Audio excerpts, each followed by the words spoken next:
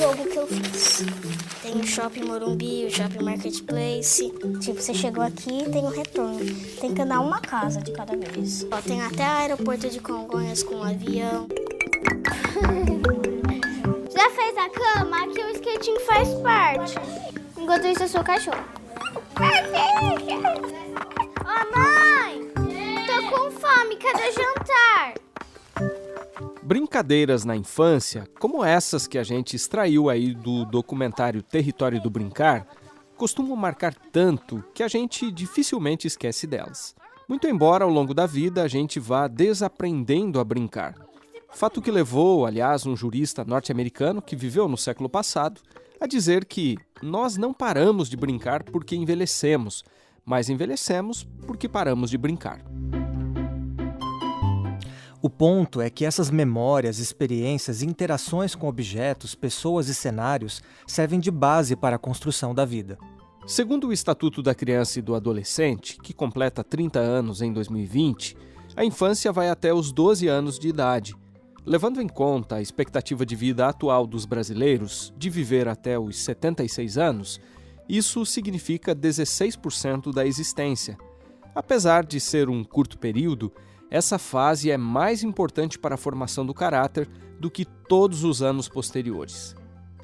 E é por isso que discute-se cada vez mais na sociedade a proteção ao chamado ABCD dos direitos da criança. E a Letícia Zero, secretária executiva da ONG Aliança pela Infância, explicou o que isso significa numa entrevista para a TV Unesp. O aprender, brincar, comer e dormir. Esses 4 pilares são o que a gente considera essenciais para que a criança tenha a infância plena e digna, e eles se interligam. Então, a gente olhar para o aprender, o brincar, comer e dormir, é olhar para como o aprender tem a ver com o comer, como o comer tem a ver com brincar, e como tudo isso propicia uma infância integrada, plena e digna. E na igreja, essa preocupação se amplia para a questão da formação espiritual. Por isso, no podcast de hoje, a gente pretende te ajudar a entender um pouco melhor a importância desse direito fundamental, reconhecido pela ONU desde 1989 e contemplado no Estatuto da Criança e do Adolescente, o ECA. E vamos explicar também por que brincar não é apenas um direito, mas na verdade uma necessidade do ser humano.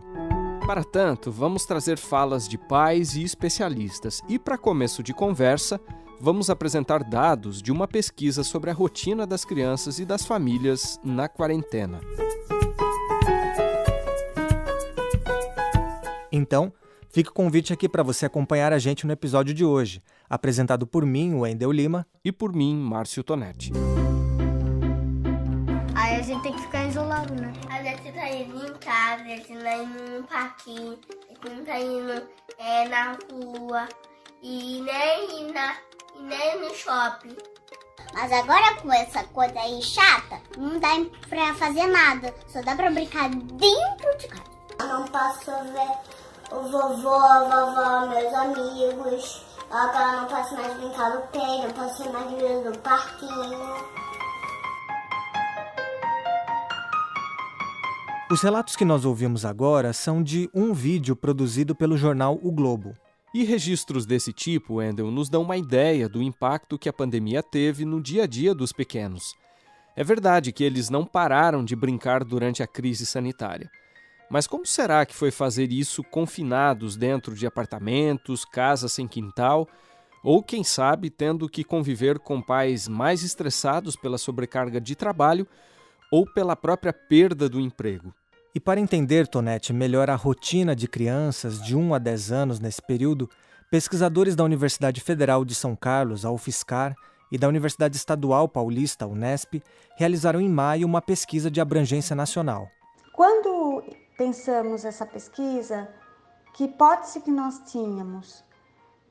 Que no contexto da pandemia no Brasil e a ausência da frequência nas escolas de forma presencial, as crianças estavam então e continuam passando uma grande parte do seu tempo em contexto doméstico e realizando as atividades escolares no caráter remoto ou de forma não presencial.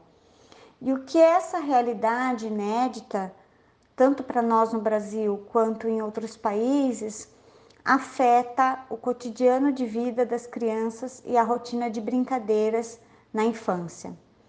Então, esse estudo, ele tem por objetivo compreender como está ocorrendo a rotina de brincadeiras de crianças nessa faixa etária, no contexto da quarentena ou do processo de distanciamento social pelo Covid-19 e nesse momento de ausência de atividades presenciais nas escolas. A doutora Aline Sommerhalder, que ouvimos aí, é uma das coordenadoras desse estudo. Segundo ela, o questionário online foi respondido por 540 pessoas de vários estados, sendo a maioria delas de São Paulo. 86% das pessoas que responderam se declararam mães e em 54% desses lares havia pelo menos uma criança com até 5 anos de idade. Outro dado importante é que 72% das residências dos respondentes eram casas localizadas fora de condomínios.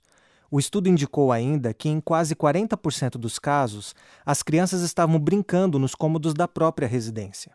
Pois é, Wendel, como a doutora Aline informou para a gente, a análise dos dados ainda está em andamento. Por isso, as conclusões são preliminares. Mas a pesquisadora chama a atenção para algumas constatações interessantes. Por exemplo, Tonete, os dados sobre a relação das crianças com as telas durante esse período chamam a atenção. De acordo com a pesquisa, a permanência dos filhos em casa implicou aumento no tempo de exposição das crianças aos smartphones e aparelhos de TV. Houve um aumento, tendo em vista que os adultos da casa eles estão envolvidos com outras demandas. Por exemplo, o próprio trabalho remoto dos pais ou dos responsáveis pelas crianças, ou a organização da gestão doméstica da casa. E isso mostra que, para mais de 47%, o tempo de permanência da criança em relação à interação com esses recursos tecnológicos, ele aumentou. Um elemento explicativo é que, como as atividades escolares acontecem no formato à distância, o uso desses equipamentos, computador, tablet, celular, são equipamentos de apoio tecnológico, inclusive para a realização das atividades escolares ou mesmo para a interação com os profissionais da escola, como professoras. Apenas para quase 3% das pessoas participantes do estudo, as crianças não utilizam computadores, celulares, tablets ou televisão. E esse tempo de permanência na televisão, especialmente na programação infantil, isso também aumentou. O estudo mostra que para 71% as crianças ficam na frente da televisão 7 dias por semana.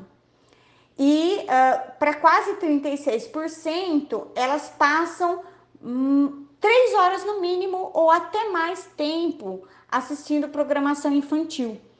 Fato esse que não acontecia quando as crianças frequentavam as escolas de forma presencial. Por outro lado, o levantamento também mostrou que houve uma participação maior dos pais nas brincadeiras infantis. E nesse ponto, os pesquisadores também tentaram identificar esse repertório lúdico, ou seja, a diversidade de atividades realizadas por elas. O estudo mostra uma diversidade em relação às brincadeiras de jogos infantis. Inclusive, brincadeiras tradicionais, como brincar com jogos de tabuleiro, brincar com bambolê, brincar com corda, brincar com bola, mas também brincadeiras ou jogos eletrônicos, jogos online. Mas, sem dúvida, o estudo mostra que para quase 67% aumentou-se o tempo de brincadeira com a criança na relação adulto-criança, justamente para evitar a saída dessa criança nessa situação da pandemia. E o que é interessante notar também, como acrescenta a doutora Aline, é que esse repertório de cultura lúdica foi ampliado mesmo nesse contexto doméstico.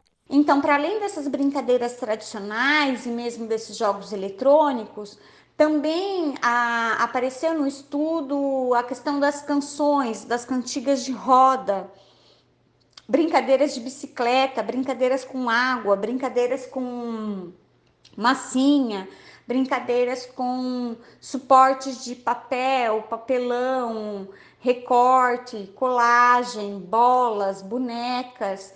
Então, esse repertório da cultura lúdica, ele permanece vivo de forma plural nesse contexto doméstico, apesar do estudo ter revelado uma acentuada permanência das crianças na programação de televisão e mesmo num uso bastante acentuado desses recursos de tablet, computador ou celular. Pois é, Wendel. Brincadeiras de criança dão asas à imaginação, mas também se apoiam na realidade. E um exemplo talvez seja o fato de até máscaras terem se transformado em brinquedo durante a pandemia. Então os bebês brincam com o corpo, por isso o corpo precisa ser livre para que eles possam explorar o mundo e brincar com essa realidade de forma sensorial e motora, ou seja, experimentando mesmo, manipulando, sentindo e agindo sobre. As crianças que são da educação infantil, um pouco mais velhas, elas brincam já de forma simbólica, então a capacidade de representação, ela já é uma conquista de desenvolvimento e de aprendizagem. Então as crianças já brincam e se interessam por brincadeiras de papéis sociais, brincadeiras de casinha, de escolinha. A gente está na nossa casa. Das diferentes profissões em que elas trazem para o mundo da fantasia, da imaginação, e manipulam, inclusive, essas imagens que elas vão vivendo, ou percebendo, ou olhando, ou acompanhando da realidade. Eu quero dizer isso porque, em relação à pandemia do Covid, há uma acentuada orientação para que as pessoas tenham uma higiene melhor das mãos, o uso das máscaras, a aplicação de álcool em gel, o distanciamento social. Esses critérios, que são critérios de protocolo, inclusive anticontágio, eles permanecem, eu falo, na cultura, e as crianças vão então se apropriando dessa cultura pela brincadeira. Isso significa que elas podem brincar, por exemplo, com esses elementos, trazendo então para o mundo da imaginação esses aspectos da realidade. E brincando de médico, brincando de usar máscara, brincando de higienizar as mãos ou de manter até um distanciamento. Isso é fundamental porque isso facilita enormemente a compreensão dessa criança sobre o que está acontecendo. E Tonete, brincar, segundo os especialistas, é o meio pelo qual a criança explora o mundo. É uma linguagem privilegiada de interação com a própria realidade, como nós vamos tentar explicar nessa segunda parte do episódio. Crianças não nascem sabendo como brincar. Por isso, pais, professores e outros responsáveis exercem um papel fundamental na relação dos pequenos com o seu entorno. O problema, Tonete, conforme aponta Denise Andrade Moura de Oliveira, que é especialista em alfabetização e professora do curso de Pedagogia do NASP, Campus Engenheiro Coelho, é que muitos pais e alguns educadores não entendem a importância do brincar para o desenvolvimento da criança.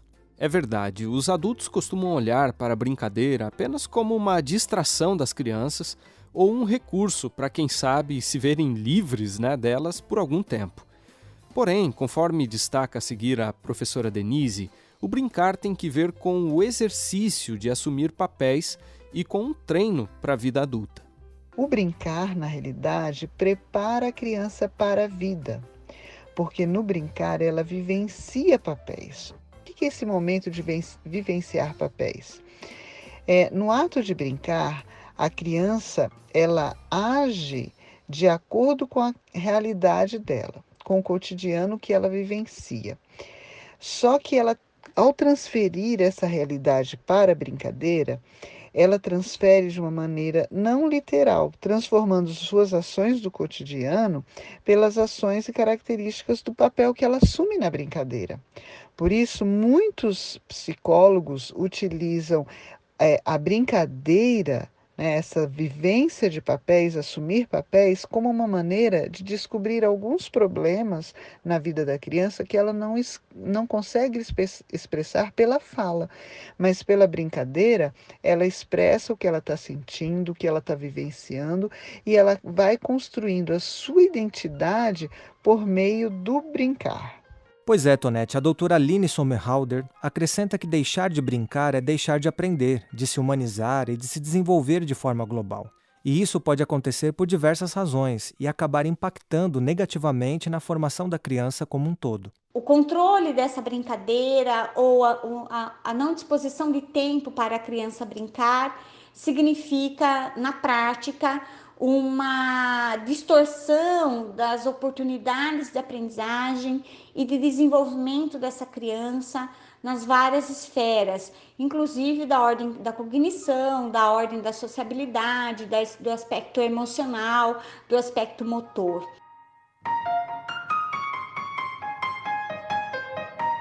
De modo geral, os principais equívocos que pais e professores cometem na educação das crianças têm que ver com sua maneira de enxergar a infância.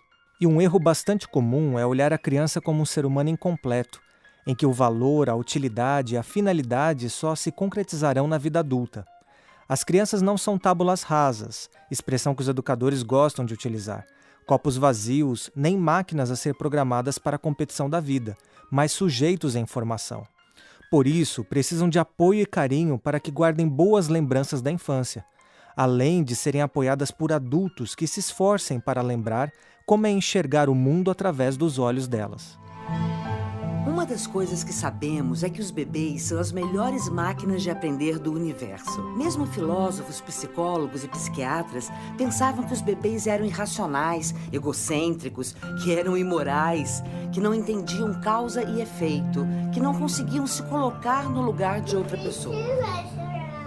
E nos últimos 30 anos, a ciência provou que é tudo exatamente o oposto.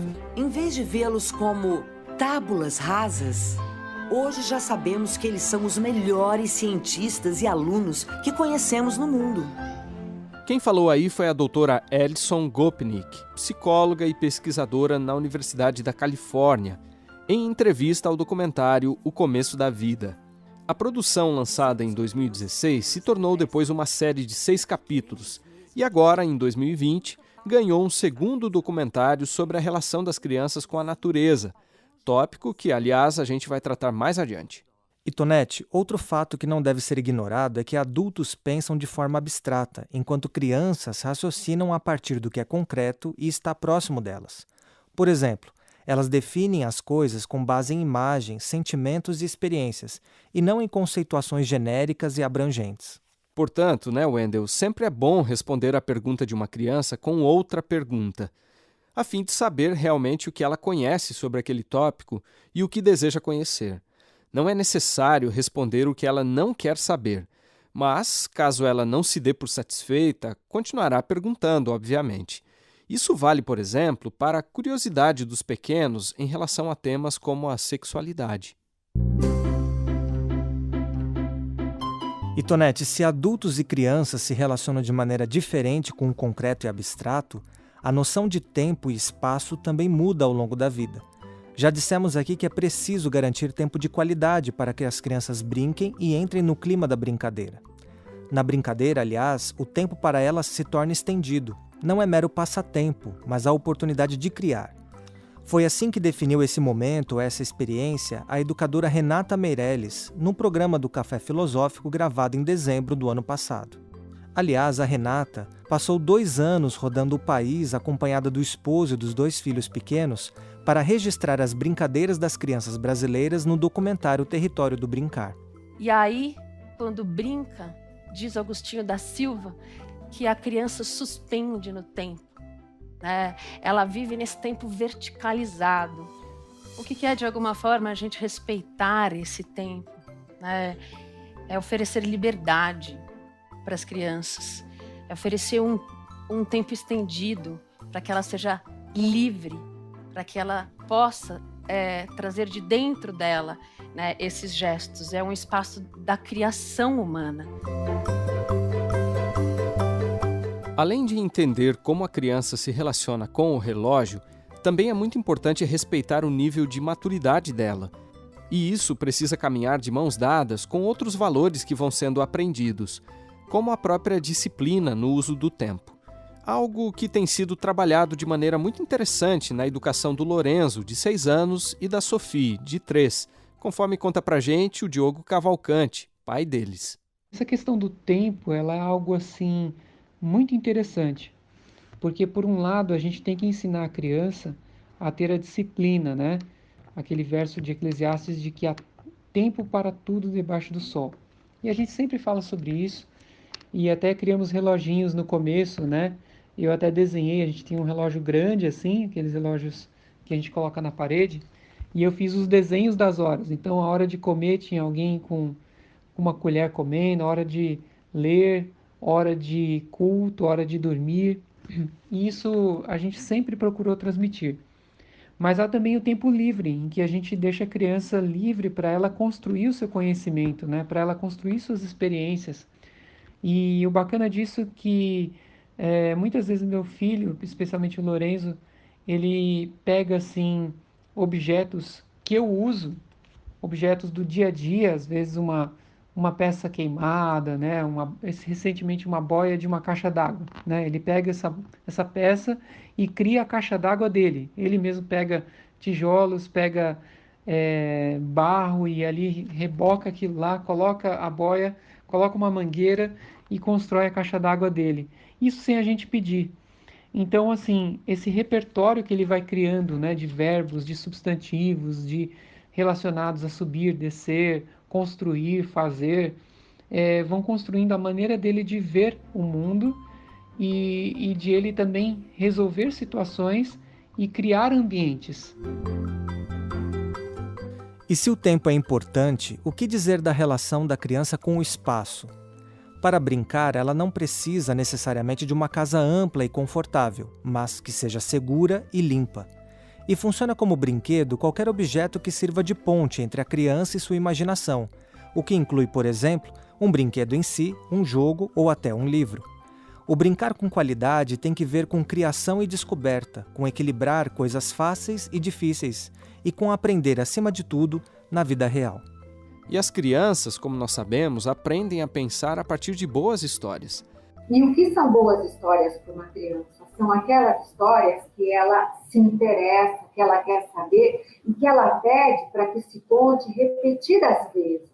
Essa fala da Maria do Carmo Kobayashi, que é professora no Departamento de Educação da Unesp, campus Bauru, em São Paulo, em uma entrevista à TV da universidade, também nos lembra, né, Wendel, que o livro, assim como a música, pode ser visto como um brinquedo.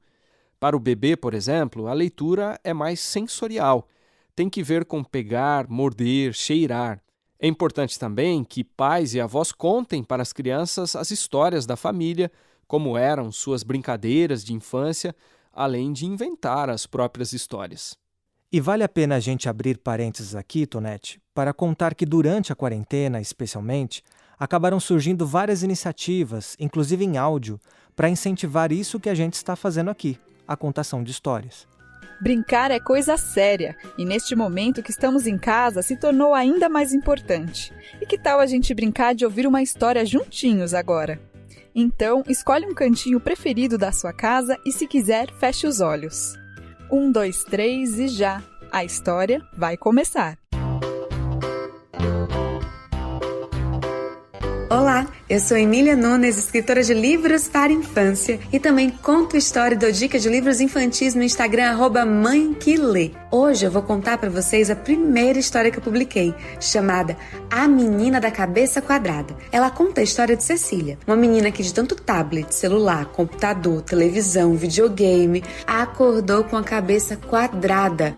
Esse que a gente acabou de ouvir, por exemplo, Wendel, é um trecho do episódio de 27 de maio do Radinho BDF, uma iniciativa do site Rádio Brasil de Fato.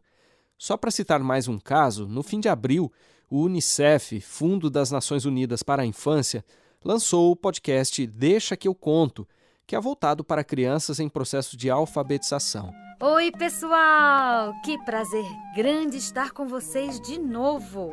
Está começando agora mais um programa Deixa que eu conto. Chama todo mundo para ouvir. Fechando esse parênteses, Tonete, algo que nós, adultos, também precisamos reaprender é que para as crianças, brincar vai além da brincadeira. Brincadeira é uma atividade, enquanto brincar é o modo pelo qual elas se relacionam com o mundo. Por isso, quando elas comem, ouvem histórias ou se movimentam, tudo ocorre de forma lúdica. O bebê que está aprendendo a pegar e jogar algo vai exercitar essa habilidade com várias coisas, desde o contato com seus brinquedos até o manuseio da comida. Portanto, para se comunicar com as crianças é preciso entrar no jogo delas, como explicou a professora Maria do Carmo Kobayashi nesse outro trecho da entrevista à TV Unesp, lá no fim de agosto. Para nós, adultos, nós denominamos essa forma da criança agir, falar, viver de brincadeira, de jogo, do faz de conta. E isso somos nós, adultos, que olhamos para a criança. Isso é um modo muito peculiar de nós, que já fomos crianças, né? E que nós nos lembramos com plenitude de tudo que nós já fomos, de como nós vemos a criança. Há dois elementos, Wendel, que parecem ser universais no brincar: fazer de novo e fazer de conta. Quando a criança monta e desmonta a torre de bloquinhos, por exemplo, ou pede que você repita a mesma história, ela experimenta a felicidade de saber que pode recomeçar, ganha confiança na sua própria capacidade e aprende que há certa regularidade no mundo que a cerca. E ao fazer de conta, Tonete, transformando qualquer coisa em outra coisa, ela desenvolve a inteligência, a criatividade e a percepção de que está viva. A boa brincadeira é aquela que desperta a imaginação, ajudando essa criança a se tornar depois um adulto seguro. Toda criança brinca de fazer de novo. Ela tem essa felicidade de saber que pode recomeçar. Ela desenvolve confiança no mundo. O mundo tem ciclos, tem pulsações. Ela conta com as pulsações, com os ritmos, com os ciclos do mundo. Os ritmos que estão nela também, no pulmão, no seu corpo, na sua respiração. E ela confia também nas suas mãos. Essa felicidade que é poder fazer de novo, mais uma vez. A outra matriz, além do fazer de novo, é o fazer de conta. Todos nós aqui já fomos crianças, já brincamos com isso. Espero que você tenha memórias felizes do fazer de conta. No fazer de conta, tudo se transforma em tudo. O brincar é vital para o presente, para a vida inteira dessa criança. Nós ouvimos aí o professor Severino Antônio Moreira Barbosa, doutor em educação pela Unicamp e autor de livros, num episódio do Café Filosófico em 3 de dezembro de 2019, no qual participou com a educadora Renata Meirelles, que a gente citou há pouco. E aí vale a gente lembrar que brincadeira boa, como também dizem alguns especialistas, é aquela em que 90% da diversão depende da criança e apenas 10% do objeto com o qual ela brinca. Mas, como sabemos, nem sempre é o que ocorre. A gente vive numa sociedade dos excessos, inclusive de brinquedos. Como diz o título de um livro da economista e socióloga norte-americana Juliet Shore, Nascemos para comprar. É verdade, Tonete, sem contar que há poucos espaços públicos para o lazer, fazendo com que as famílias optem por ambientes fechados e de consumo, como shopping centers, para passear com os filhos. Logo, as crianças podem se tornar escravas de uma indústria de brinquedos e de entretenimento cujos objetos e produtos foram pensados somente por adultos e ditados por um conjunto de valores que pode diferir das convicções daquela família. E isso também traz à tona um assunto complexo e que ainda depende de muita pesquisa. A gente está se referindo à relação das crianças com as telas. Isso porque, Tonete, boa parte dos educadores entende que elas não são o melhor brinquedo para ajudar na formação do cérebro de crianças com menos de 3 anos de idade. E mesmo quando a gente fala de crianças mais crescidas, o consumo de conteúdo nesses aparelhos deve ser mediado pelos adultos. E aí, Wendel, há pais que têm estabelecido alguns critérios interessantes. Vamos ouvir, por exemplo, mais um trechinho da entrevista com o pastor e jornalista Diogo Cavalcante, no qual ele fala como isso acontece lá na casa dele. A gente, tem um controle muito grande das telas. Nós não banimos completamente. A gente permite que eles assistam algumas coisas, mas bem de vez em quando. A gente deixa, por exemplo, nossos filhos assistirem a documentários. Então a gente passa documentários sobre vulcões, sobre animais, sobre diversas coisas, mas nós não deixamos eles assistirem coisas caricaturizadas, desenhos, coisas irreais, ficções que não contribuem com o crescimento deles. Então, eles têm, assim, desenvolvido um conhecimento muito, assim, na base dos livros. Nós temos muitos livros, assim, no esquema montessoriano, né, ao alcance deles, eles pegam a toda hora. Então, para nós, essas são as telas que eles têm. As telas são as telas dos livros, as telas da natureza, ou telas quando a gente quer passar, por interesse deles, documentários. E vale a gente destacar que oferecer brinquedos que dão respostas únicas, em grande medida, é subestimar a capacidade da criança, pois, na verdade, o que elas precisam é de interação. E também vale ressaltar que plástico e vidro são matérias mortas para elas, pois as crianças captam o mundo por meio dos sentidos e necessitam experimentar diferentes sons, cheiros e texturas. Por isso, o melhor mesmo é que elas tenham contato com a natureza e com outras crianças. Foi assim na infância do publicitário Enio Sheffield Jr. Meus pais, eles foram muito novos lá para o internato no Amazonas, chamado Iai.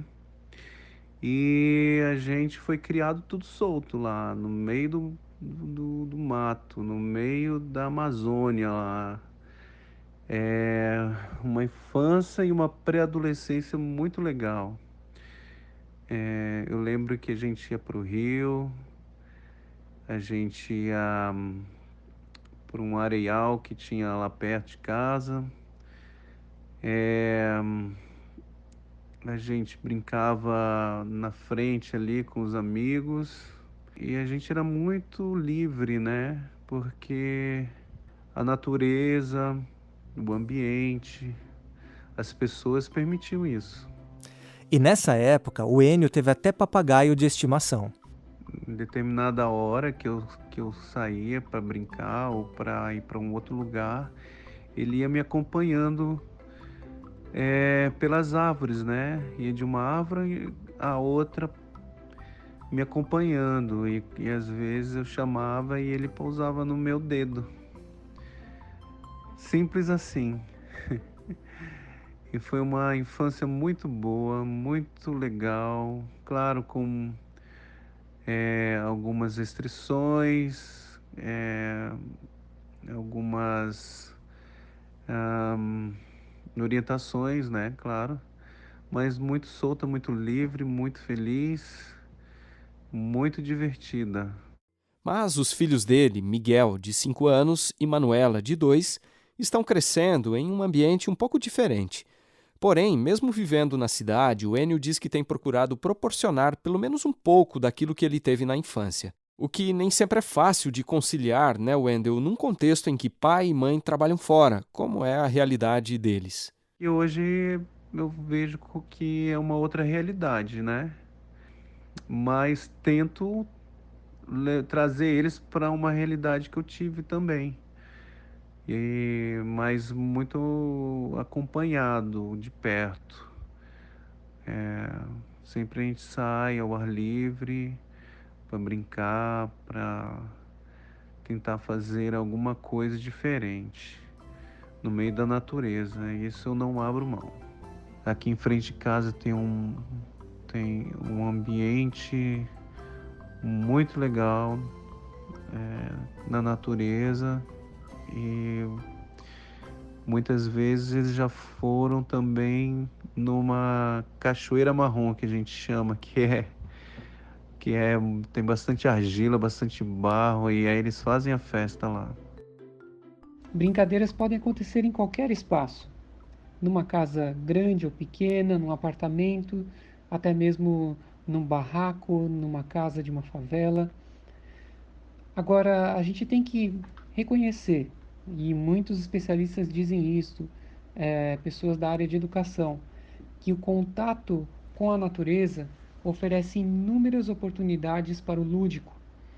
O lúdico, a brincadeira, a alegria de poder respirar um ar puro, de poder correr numa descida, escalar uma subida, pegar uma bicicleta, andar num ambiente mais acidentado, você poder contemplar os animais, ouvir o canto dos pássaros, ter contato com, enfim, com o próprio céu, né? Que muitas crianças em cidades grandes não conseguem enxergar o céu. Faz toda a diferença a gente poder olhar para o céu, olhar para a amplidão. E essa amplidão ajuda a gente a compor a nossa visão de mundo, deixar a nossa visão de mundo mais aberta, mais inclusiva, mais sociável. E eu tenho certeza de que os benefícios são incontáveis, especialmente espiritualmente, sendo que nós acreditamos que viemos desse tipo de ambiente. Agora, nem sempre é possível, como no caso do Diogo, que a gente trouxe aí novamente, proporcionar aos filhos um ambiente ideal para o crescimento deles. Mas a visão que cultivamos sobre a infância e a valorização dessa etapa da vida podem fazer toda a diferença em qualquer lugar. A educadora Denise Moura, que nós já citamos neste episódio também, lembra que a valorização das crianças foi uma das marcas do ministério de Jesus, numa época em que elas tinham poucos direitos. De acordo com Mateus 19,14, Jesus disse para seus discípulos que o reino dos céus era das crianças.